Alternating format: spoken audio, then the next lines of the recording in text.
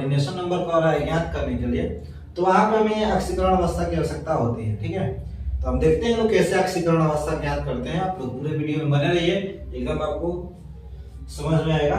ठीक है, देखिए जैसे इसका परिभाषा हम लोग देख रहे हैं तो संयुक्त अवस्था में किसी परमाणु या परमाणुओं के समूह, संयुक्त अवस्था में किसी परमाणु या परमाणुओं के समूह पर उपस्थित आवेशों की कुल संख्या ऑक्सीकरण संख्या कहलाता है या उसे हम कहते हैं। ठीक है, इसका अर्थ है कि आप परमाणु और अणु सभी लोग जानते होंगे। लोग परमाणु क्या होता है, अकेले स्थित तत्व, और अणु क्या होता है तो एक से अधिक जो परमाणु का संयोजन होता है तो अणु का निर्माण होता है।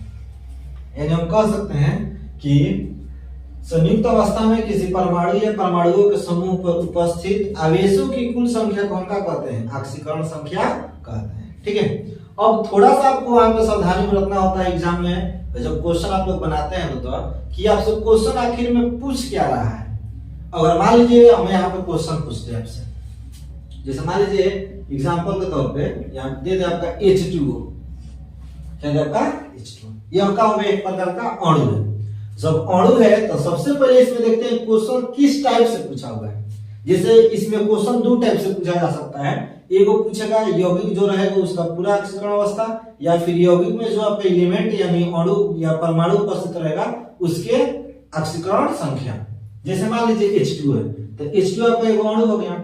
और मान लीजिए अगर कोई पूछे कि H2O का ऑक्सीकरण संख्या क्या है, तो इसके लिए हम सबसे पहले देखते हैं H2O के ऊपर कोई चार्ज है कि नहीं। जैसे मान लीजिए यहाँ पर हम लोग देखें तो ऊपर चार्ज न्यूट्रल है, ना ही प्लस है ना ही माइनस है। अगर मान लीजिए यहीं पे जब प्लस दे दिया जाए या 2 प्लस भी जितना भी दे क्वेश्चन में आपका, यहाँ पे माइनस भी दे सकता है। ठीक है, तो अगर ऑक्सीकरण संख्या जैसे आपसे क्वेश्चन में पूछा जाए कि H2O का ऑक्सीकरण संख्या है तो H2O के लिए देखेंगे अगर ऊपर चार्ज रहेगा, अगर H2O का पूछेगा तो ऊपर देखेंगे कितना चार्ज है। अगर जितना प्लस चार्ज रहता है उतना हम ऑक्सीकरण संख्या बोल देते हैं, जितना माइनस रहेगा उतना हम ऑक्सीकरण संख्या उसका मान बता देंगे। अगर H2O के ऊपर कोई भी चार्ज नहीं रहता है तो हम लिखेंगे, जैसे इस क्वेश्चन को अगर देखा जाए बोल दिया जाए आपसे कि H2O में बताइए H2O का ऑक्सीकरण संख्या है, तो H2O का ऑक्सीकरण संख्या कितना हो जाएगा 0, क्योंकि इसके ऊपर कोई भी चार्ज नहीं है। अगर मान लीजिए यहीं पे हम यहाँ पे 2 प्लस लिख दें, आप बोल दे कि आप बताइए H2O 2 प्लस में ऑक्सीकरण संख्या कितना है, या H2O 2 प्लस का ऑक्सीकरण संख्या कितना है, तो कितना हो जाएगा भाई 2 प्लस, क्योंकि H2O पर टोटल चार्ज कितना आ गया 2 प्लस। अगर कहीं पर आपको यहाँ पे माइनस चार्ज दिखाया जा रहा है किसी क्वेश्चन में, अगर पूछ दे कि H2O माइनस का ऑक्सीकरण संख्या कितना होगा तो माइनस होगा। जैसे मान लीजिए H2O का, अगर H2O को हम पहले ही क्वेश्चन लिखे हैं H2O, तो H2O का ऑक्सीकरण संख्या कितना हो गया 0, क्योंकि इस पर कोई चार्ज नहीं है। अगर मान लीजिए हम यहाँ पे लिख सकते हैं जैसे आपका ClO3, आई पर हम माइनस दे देते हैं। अब आपसे क्वेश्चन में अगर क्वेश्चन एग्जाम में पूछा जाता है कि ClO3 माइनस का ऑक्सीकरण संख्या है, तो क्या देखेंगे हम कि ClO3 जो अणु है इस पर कितना टोटल चार्ज है, तो टोटल चार्ज कितना है 1 माइनस, तो हम आंसर में सीधे क्या लिख देंगे आपका -1, यही हो जाएगा आपका ऑक्सीकरण संख्या। यानी कोई भी अगर यौगिक रहता है तो उसके ऊपर में देखते हैं टोटल चार्ज, अगर टोटल कंपाउंड के बारे में ऑक्सीकरण संख्या पूछता है तो। लेकिन अगर मान लीजिए आपसे पूछ दिया जाए कि H2O में O यानी ऑक्सीजन का ऑक्सीकरण संख्या बताइए, किसका पूछ रहा है भाई, तो H2O में ऑक्सीजन का ऑक्सीकरण संख्या यानी H2O का। जब H2O में हम आपसे पूछे थे कि H2O का ऑक्सीकरण संख्या है, तो जब H2O के पूछेगा तो H2O का ऑक्सीकरण संख्या टोटल चार्ज देखेंगे कोई भी नहीं है तो 0 होगा। लेकिन जब पूछ दे H2O में O का ऑक्सीकरण संख्या यानी ऑक्सीजन का ऑक्सीकरण संख्या, यानी एक अणु का एक परमाणु का पूछ रहा है, तो जब एक परमाणु का पूछे तो उसको हमके ज्ञात करना पड़ता है। ठीक है, इसके लिए आप कुछ चार्ज याद रखिएगा, जैसे H हो गया तो H के लिए +1, Na हो गया तो Na के लिए +1, आपका K हो गया तो K के लिए +1, अगर F या Cl फिर Br या I यानी हाइड्रोजन ग्रुप देता है तो इसके लिए -1, अगर NH4 कहीं पे दिया हुआ है तो इसके लिए हम लिखते हैं +1, अगर CO रहेगा तो इसके लिए हम 0 लिखते हैं, अगर Cn रहता है तो इसके लिए हम -1 लिखते हैं, अगर ऑक्सीजन रहता है तो इसके लिए -2 लिखते हैं। ठीक है, यह आपका कुछ इंपोर्टेंट ये होता है चार्ज, जिसको आप लर्न रखिएगा, याद रखिएगा तो आपको ऑक्सीकरण संख्या बनाने में बहुत ही आसान लगेगा और बहुत ही ज्यादा समझ में आएगा। ठीक है, अब हम लोग देखते हैं इसमें ऑक्सीकरण संख्या में ज्ञात करेंगे कैसे। जैसे शुरुआत H2O से ही करते हैं। अगर H2O का ऑक्सीकरण देखा जाए तो H2O के लिए ऑक्सीकरण संख्या 0 होगा, बट अगर H2O में O का ऑक्सीकरण संख्या ज्ञात करना है तब सबसे पहले इसमें देखिए जो भी जिसका भी हमें ज्ञात करना होता है उसके लिए हम मान लेते हैं x। जैसे मान लीजिए इसमें ऑक्सीजन का ज्ञात करना है तो ऑक्सीजन को हम क्या मानेंगे x। अब इसमें देखिए सबसे पहले देखते हैं जो आपका परमाणु है उसकी संख्या कितना है, तो H की संख्या कितना है 2, तो यहाँ पे लिख देंगे हम 2 और तब इनटू। अब देखेंगे H पर टोटल चार्ज कितना है, टोटल चार्ज कितना है +1, तो ये जो लिख दिए +1। अब जैसे ही दूसरा एलिमेंट लेंगे हम लिख देंगे प्लस। अब देखिए O की संख्या कितना है 1, तो हम क्या मान लेंगे x, तो यहाँ मान लिए x। अब लिख देंगे इक्वल टू, कोई दूसरा तत्व नहीं इसलिए इक्वल टू, अगर दूसरा तत्व रहेगा तो हम उसमें को फिर प्लस में लिखेंगे, ऊपर संख्या लिखेंगे फिर चार्ज लिखेंगे।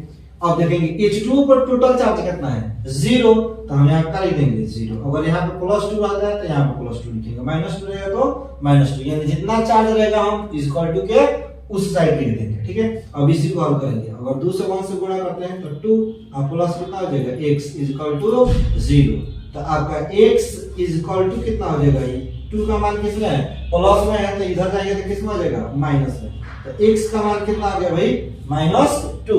यानी अगर बात किया जाए ऑक्सीजन का ऑक्सीकरण संख्या तो कितना हो जाएगा -2।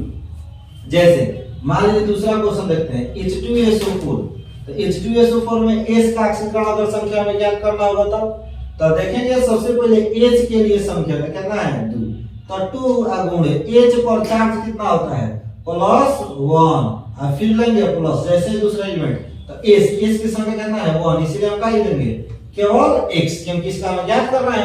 अगर यहाँ पे S की संख्या 2 रहे तो हम क्या लिखेंगे 2x, 3 रहेगा तो 3x प्लस लिख देते हैं 4 गुणे -2।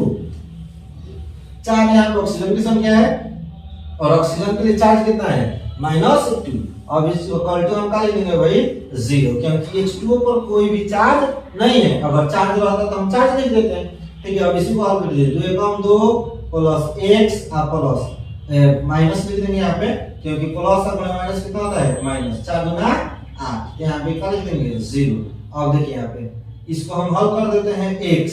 अब देखिए 8 माइनस में है और 2 प्लस में है, तो इसमें से माइनस हो जाएगा तो कितना आ जाएगा -6 इक्वल टू 0। अब x का मान माइनस में उधर जाएगा तो +6। ठीक है, तो x का मान कितना हो गया +6, यानी s के लिए ऑक्सीकरण संख्या कितना आ जाएगा +6।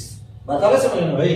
चलिए अगला क्वेश्चन देखते हैं। जैसे मान लीजिए आपका है PCl3, इसमें हमको आ गया आपका Cl P का मान ज्ञात कीजिए, P का ऑक्सीकरण संख्या ज्ञात कीजिए। तो कैसे ज्ञात करेंगे, जिसको हमें ज्ञात करना है उसको मान लीजिए x, तो इसको मान लीजिए x और प्लस। अब Cl की संख्या देखेंगे कितना है 3, तो 3 गुणे Cl पर चार्ज कितना है भाई, देखिए यहाँ पे इसमें से कोई भी रहे तो क्या लिख देंगे -1, उसके बाद से 0, इसके बाद से अगर दूसरा तो रहता तो उसकी हम संख्या तब क्या लिखते हैं उसकी चार्ज। अब यहाँ पे PCl3 के ऊपर कोई चार्ज नहीं है तो हम क्या लिख देंगे 0।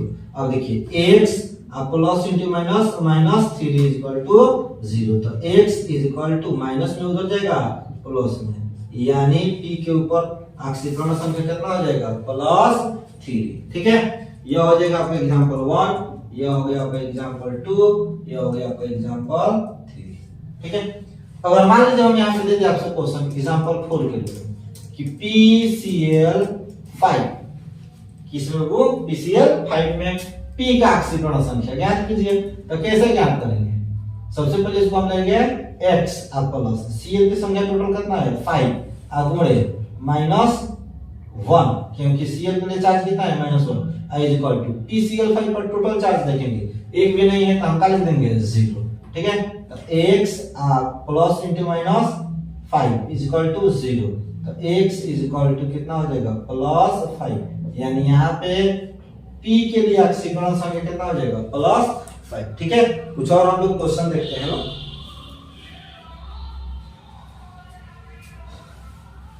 अगर आप लोगों को समझ में आया होगा तो वीडियो को जरूर लाइक कीजिएगा। ठीक है, और क्वेश्चन आपको दे रहे हैं उसको आप लोग बनाने का प्रयास कीजिएगा। चार्ज आपको हर हाल में थोड़ा सा याद कर लेना है, कि आपको सहूलियत हो क्वेश्चन बनाने में, ठीक है। जैसे मान लीजिए हम देखते हैं भाई NH3 NH3 में n के लिए ऑक्सीकरण संख्या ज्ञात करना होगा, तो इसके लिए हम क्या ज्ञात करेंगे तो आपका x plus 3 into plus 1 is equal to 0। सभी को समझ में आ रहा है, n का ज्ञात करना है, x h की संख्या 3 है तो प्लस और गुणे plus 1 is equal to 0, h का 4 प्लस। अब x plus into plus 3 is equal to 0, तो x का मान कितना आ जाएगा आपका, is equal to में -3, ठीक है, is equal to